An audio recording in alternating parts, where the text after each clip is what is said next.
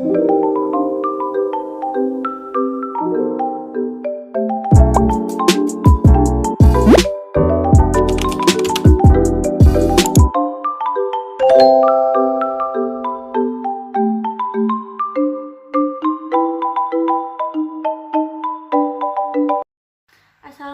warahmatullahi wabarakatuh. Perkenalkan, nama saya Tia Saifada dengan akhiran NIM 223 dari Manajemen E.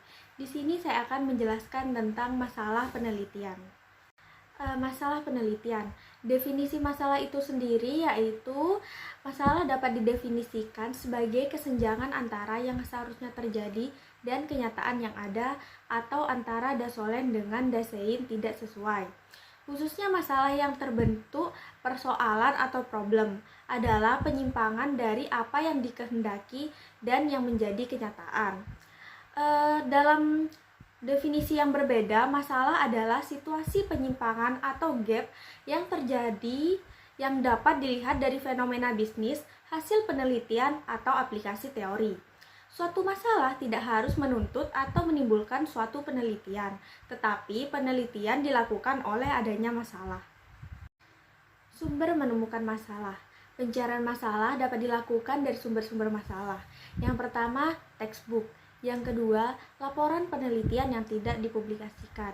Yang ketiga, proceeding. Yang keempat, tesis atau disertasi. Yang kelima, jurnal. Yang keenam, pengamatan sepintas atau fakta di lapangan. Yang ketujuh, pengalaman pribadi. Yang kedelapan, pertemuan ilmiah seperti seminar, diskusi, lokakarya, dan lainnya. Yang kesembilan, pernyataan pemegang otoritas. Dan yang kesepuluh, perasaan intuitif pribadi. Yang selanjutnya, jenis-jenis masalah. Masalah dalam penelitian menurut Sugiono 2019 dapat digorengkan berdasarkan 3 jenis. Yang pertama, permasalahan deskriptif. Permasalahan deskriptif merupakan permasalahan dengan variabel mandiri, baik hanya pada satu variabel atau lebih. Dalam penelitian ini, peneliti tidak membuat perbandingan variabel yang satu pada sampel yang lain, hanya mencari hubungan variabel yang satu dengan variabel yang lain. Yang kedua, permasalahan komparatif. Permasalahan ini merupakan rumusan masalah penelitian yang membandingkan keberadaan satu variabel atau lebih pada dua atau lebih sampel yang berbeda pada waktu yang berbeda. Yang ketiga, permasalahan asosiatif. Merupakan rumusan masalah penelitian yang bersifat menanyakan hubungan antara dua variabel atau lebih. Terdapat 3 bentuk hubungan, yaitu yang pertama, hubungan simetris adalah suatu hubungan antara dua variabel atau lebih yang kebetulan munculnya bersamaan. Yang kedua, hubungan kasual. Hubungan kasual adalah hubungan yang bersifat sebab akibat. Jadi di sini ada variabel independen dan variabel dependen. Yang ketiga, hubungan interaktif atau resiprokal atau timbal balik. Hubungan interaktif adalah hubungan yang saling mempengaruhi. Di sini tidak diketahui mana yang variabel independen dan dependen. Yang selanjutnya, menggali sumber masalah. Untuk menggali suatu masalah dalam penelitian, langkah pertama yang harus dilakukan peneliti yaitu menentukan terlebih dahulu identifikasi masalah yang akan dipilih. Di sini terdapat 3 identifikasi masalah. Yang pertama, fenomena bisnis. Fenomena bisnis atau manajemen seperti peningkatan atau penurunan penjualan, keluhan konsumen, efektivitas promosi, dan lainnya. Masalah ini dapat ditemukan di perusahaan melalui observasi, laporan-laporan, berita, jurnal, dan lainnya. Yang kedua, gap riset. Gap riset yaitu terdapat variabel yang sama, tetapi hasil penelitian menemukan temuan yang berbeda. Contohnya, ada 2 penelitian dengan hasil yang berbeda. Pencarian data ini melalui jurnal-jurnal hasil penelitian seperti tesis, disertasi, dan lainnya. Yang ketiga, gap teori. Gap teori ini mengkaji teori dan membanding-bandingkan berbagai teori yang kemudian digugat dan menawarkan teori baru. Setelah menentukan identifikasi masalah yang akan dipilih, maka langkah selanjutnya yaitu membuat latar belakang dari identifikasi masalah yang dipilih.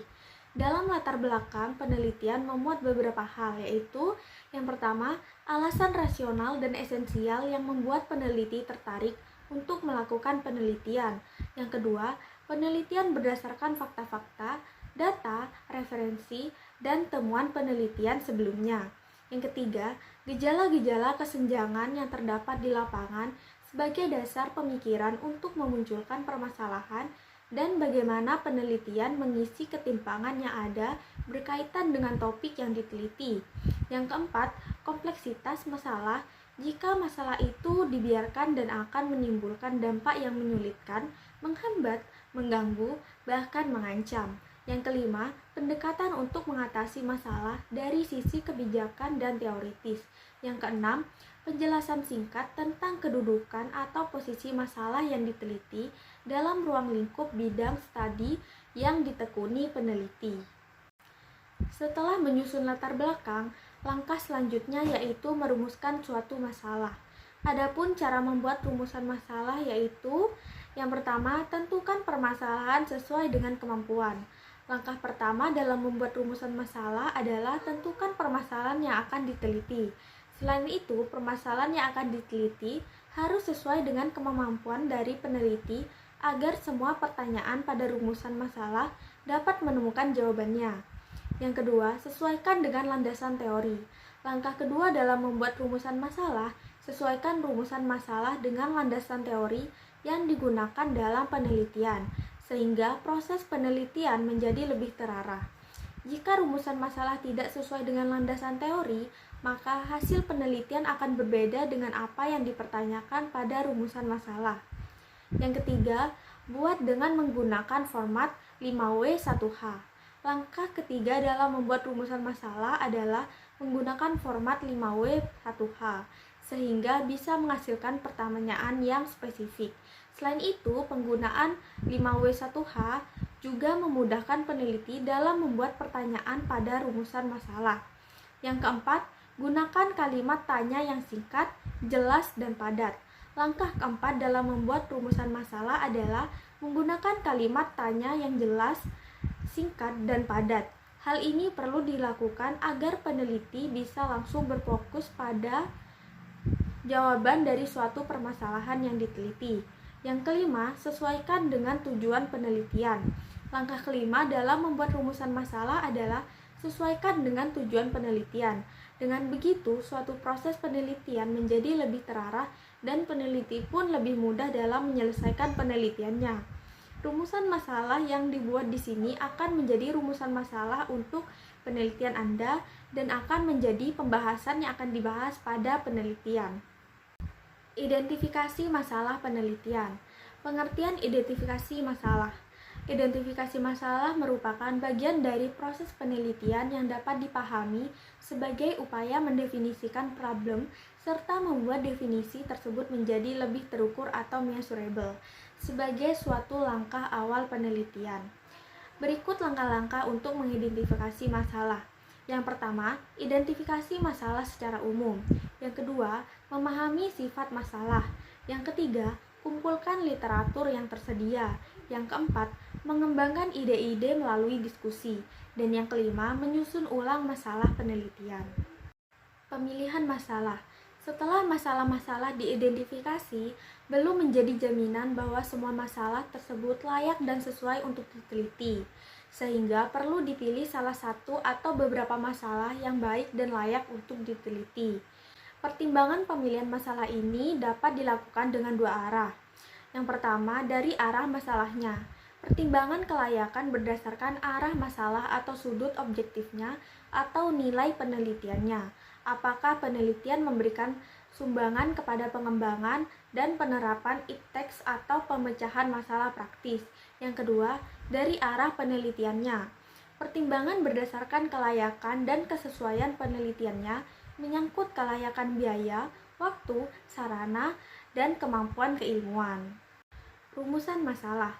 Masalah perlu dirumuskan dengan tujuan agar permasalahan jelas dan tidak menimbulkan keraguan-raguan atau tafsir yang berbeda-beda, sebab masalah tersebut nantinya akan digunakan sebagai dasar pengajuan teori dan hipotesis, pengumpulan data, pemilihan metode analisis, dan penarikan kesimpulan. Perumusan masalah penelitian. Rumusan mengenai bagaimana sebuah masalah akan dipecahkan melalui sebuah penelitian ilmiah. Teknik perumusan masalah. Yang pertama, dirumuskan dalam bentuk kalimat pertanyaan. Yang kedua, singkat, jelas, dan padat. Yang ketiga, memberikan petunjuk dimungkinkannya pengumpulan data dan adanya metode pemecahannya.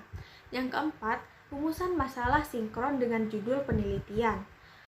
Rumusan masalah penelitian yang baik. Yang pertama, mempunyai nilai dan kelayakan penelitian dari segi manfaat atau kontribusi. Yang kedua, visible atau dapat dipecahkan, di mana ada data dan metode pemecahannya. Yang ketiga, menarik bagi peneliti yang didukung kemampuan keilmuan. Yang keempat, spesifik mengenai bidang tertentu. Jelas ruang lingkup pembahasannya. Yang kelima, berguna untuk mengembangkan suatu teori. Perumusan tujuan penelitian. Tujuan penelitian yaitu yang pertama, untuk menjelaskan tujuan akhir yang akan dicapai oleh peneliti setelah penelitian selesai dilakukan. Yang kedua, untuk memberikan gambaran yang tegas tentang sasaran dan ruang lingkup penelitian. Teknik merumuskan tujuan penelitian. Yang pertama, singkat dan spesifik. Yang kedua, diarahkan untuk menjawab permasalahan yang telah dirumuskan. Yang selanjutnya, manfaat penelitian. Manfaat penelitian adalah kontribusi penelitian terhadap bidang keilmuan yang dipelajari. Bisa juga bermanfaat untuk budaya atau masyarakat tertentu. Sesuatu yang dihasilkan dalam penelitian bisa membawa dampak tertentu terhadap pembaca. Terhadap permasalahan penelitian. Dalam penelitian, manfaat dibagi menjadi dua, yaitu manfaat teoritis dan manfaat praktis. Yang pertama, manfaat teoritis. Manfaat teoritis merupakan manfaat yang berhubungan dengan pengembangan ilmu. Dalam hal ini adalah ilmu linguistik. Yang kedua, manfaat praktis. Manfaat praktis merupakan manfaat yang dapat diambil dari penelitian oleh peneliti itu sendiri dan pembaca. Selain itu, penelitian dapat bermanfaat sebagai acuan untuk penelitian selanjutnya. Merumuskan judul. Judul dirumuskan atau dibuat berdasarkan masalah-masalah yang akan diselidiki. Judul penelitian harus mampu memberikan gambaran umum atau gambaran keseluruhan masalah, atau masalah-masalah yang akan diungkapkan. Judul penelitian dimaksudkan untuk memperjelas dan mempertajam ruang lingkup dan bidang telaah dari tema dan topik penelitian. Hal-hal yang perlu dipertimbangkan dalam memilih judul yaitu yang pertama, tampak ruang lingkup dan metode pembahasannya. Yang kedua, tampak ruang lingkup objek penelitiannya, seperti populasi atau sampel. Yang ketiga, berkaitan dengan tema dan topik penelitian. Yang keempat, mempertimbangkan masalah yang dihadapi. Yang kelima, mempertimbangkan bidang ilmu yang dipelajari atau dikuasai. Yang keenam, judul hendaknya yang sedang aktual. Judul penelitian hendaknya dibuat seperti berikut. Yang pertama, singkat dan jelas. Yang kedua, tidak perlu semua variabel disebutkan dalam judul. Yang ketiga, tidak berarti ganda atau dapat ditafsirkan lain. Yang keempat, pergunaan istilah yang sudah umum. Yang kelima, pergunaan bahasa yang baku. Yang keenam, tidak lebih dari 3 baris karena judul yang terlalu panjang dapat membingungkan.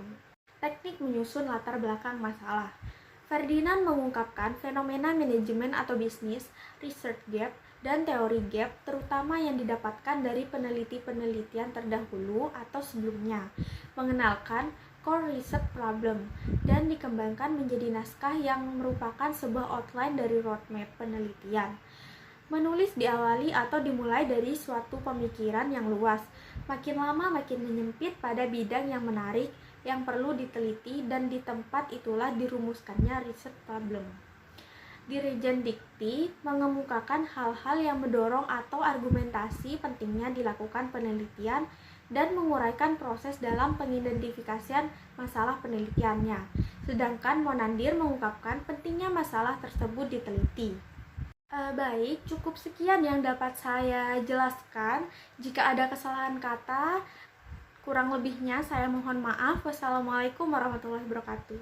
Bye-bye.